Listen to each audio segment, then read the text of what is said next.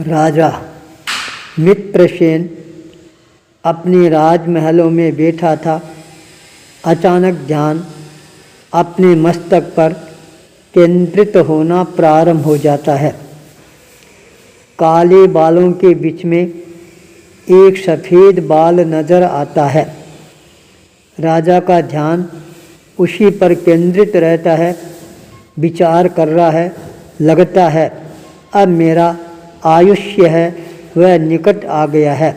क्यों नहीं एक बार मैं अपने सारे मित्र राजाओं को अपने राजमहल में आमंत्रित करूं, अपने राजकुमारों के साथ।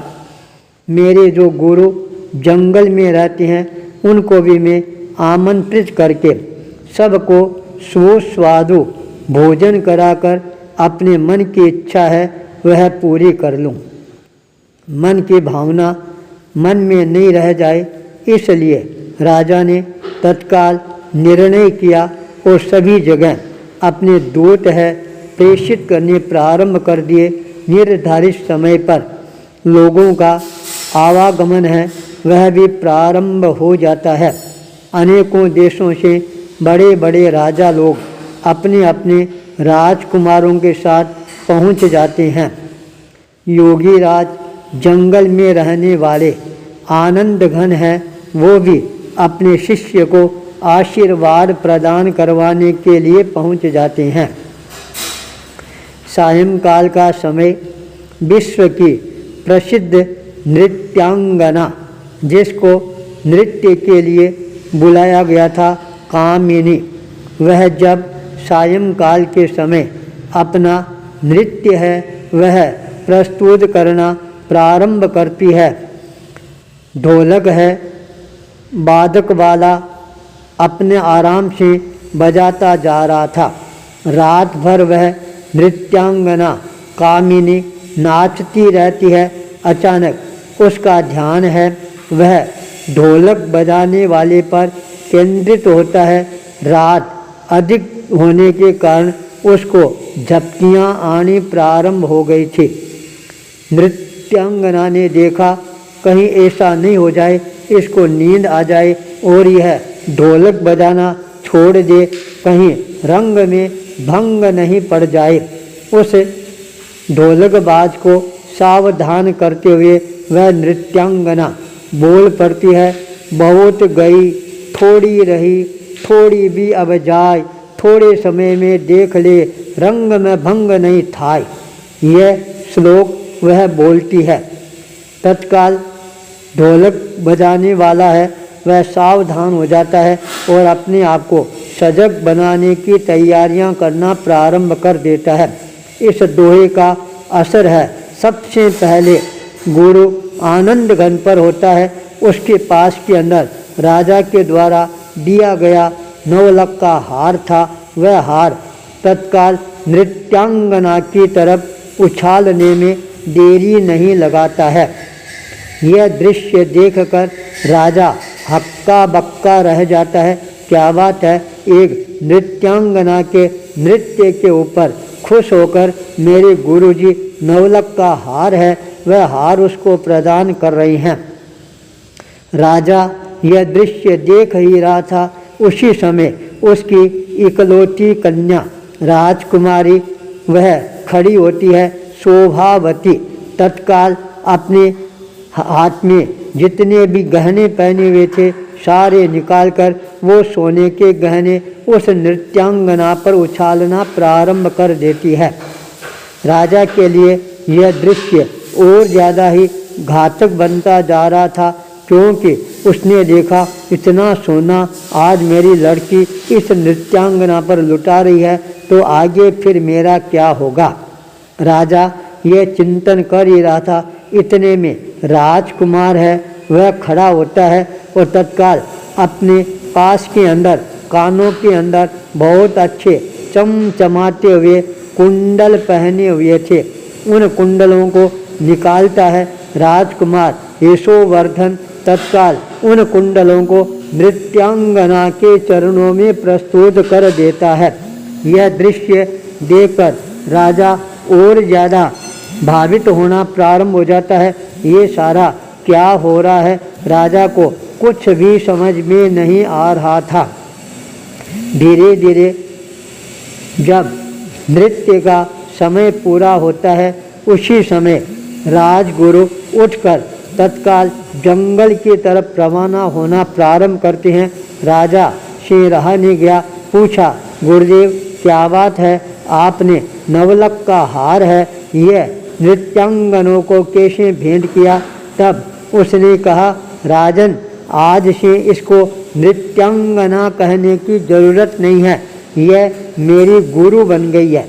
इसने मेरे को बहुत बड़ा ज्ञान प्रदान किया है। अरे साधक, तू जंगल में रहने वाला, जीवन भर साधना करने वाला, अब यहाँ पर राग और रंग में आकर फंस रहा है, इससे तेरे को क्या मिलने वाला है? बहुत सारा समय है तेरा निकल गया है, अब जो समय बाकी रह गया है उस समय को क्यों बर्बाद कर रहा है? इसने मेरे को बहुत बड़ा ज्ञान दिया है। इतना कहते कहते वह तत्काल राजगुरु जंगल की तरफ प्रस्थान कर जाते हैं। राजकुमारी सामने खड़ी थी। राजा ने कहा, बेटी ये तुमने क्या किया? अपने सोने के गहने इस नृत्यांगना को क्यों भेंट किए? उसने कहा, पिताजी आप गनीमत मानो, मैं कब तक इंतज़ार करती रहूँगी, मैं इतनी बड़ी हो गई, आज तक आपने मेरी शादी नहीं की। मैंने सोचा पिताजी धन में आसक्त है, मेरी शादी नहीं कर रही हैं, तो मैं किसी के साथ में भगकर अपनी इच्छा और कामना पूरी कर लूं। जब इस नृत्यांगना का दोहा सुना मेरा मन संतोष से भर जाता है। पिता बूढ़ा हो गया है, कब क्या हो जाए पता नहीं है, इस समय पिता को दुख देना ठीक नहीं है, इसलिए मैं भगते भगते रुक गई हूँ। राजा की आंखें खुलनी प्रारंभ हो जाती है। उसी समय राजकुमार सामने आता है। राजकुमार ने कहा, पिताजी आज तो आप अपनी खैरियत मनाओ, वरना आज में आपका काम है वह तमाम करने वाला था। आप इतने बूढ़े हो गए, अभी तक मेरे को आपने युवराज पद नहीं दिया, अब मेरे को युवराज पद नहीं दोगे तो फिर मैं कब तक इंतज़ार करता रहूँगा। ये देखो चमचमाती हुई तलवार, आज मैं आपका जो यह सर है यह धड़ से अलग करने ही वाला था, पर इस नृत्यांगना के एक दोहे ने आज मेरे हाथ है उन हाथों को रोक दिया है। यह सुनते ही राजा की अंतर्दृष्टि है वह खुल जाती है। तत्काल अपने लड़के को अपने सिंहासन पर विराजमान करवाने की उद्घोषणा करवा देता है। अपने हाथों से अपने पुत्र का राज तिलक करने में भी देरी नहीं लगाता है। अपनी कन्या को अपने नज़दीक बुलाता है और कहता है, बेटी देख, इतने देशों के राजकुमार अपने यहाँ पर आए हुए हैं, जो भी राजकुमार तेरे को अच्छा लगे उस राजकुमार के साथ में तुम शादी कर सकती हो। देखते देखते राजकुमारी है उसका भी वहाँ शादी का समारोह सानंद संपन्न हो जाता है। गुरु जंगल में पहुँच जाते हैं, लड़का राजा बन जाता है, कन्या अपने ससुराल पहुँच जाती है। राजा के मन के अंदर अचानक वैराग्य का जागरण होना प्रारंभ हो जाता है और वह अपने मन में चिंतन करना प्रारंभ कर देता है, मेरे को अब गुरु की चरण शरण है, यह स्वीकार करने में कोई प्रकार की देरी नहीं लगानी चाहिए, क्योंकि मेरे जीवन का अब कोई पता नहीं है। जब काले बालों के भीतर सफ़ेद बाल दस्तक दे चुका है तो यह एक तरह से मेरे पास में यमराज का संदेश आ गया है। अब तुम तैयार हो जाओ इस शरीर को छोड़कर अगले जन्म को धारण करने के लिए। जब तक मेरे शरीर में प्राण है तब तक मैं अपने इस मानव जीवन का जितना लाभ उठा सकता हूँ उतना उठाने का प्रयास करना चाहिए।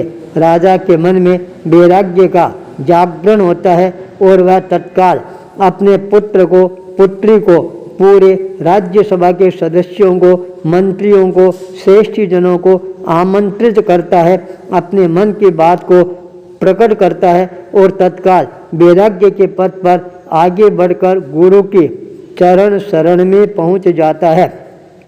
अपने जीवन का आत्म कल्याण करने के लिए एक शब्द की चोट है, वह भीतर की खोट है, निकाल कर ही रहती है। सभी के कानों के अंदर ये आवाज़ है, गुंजायमान होनी प्रारंभ हो जाती है। शब्द की चोट मिटा देती है खोट। आचार्य भूपेंद्र।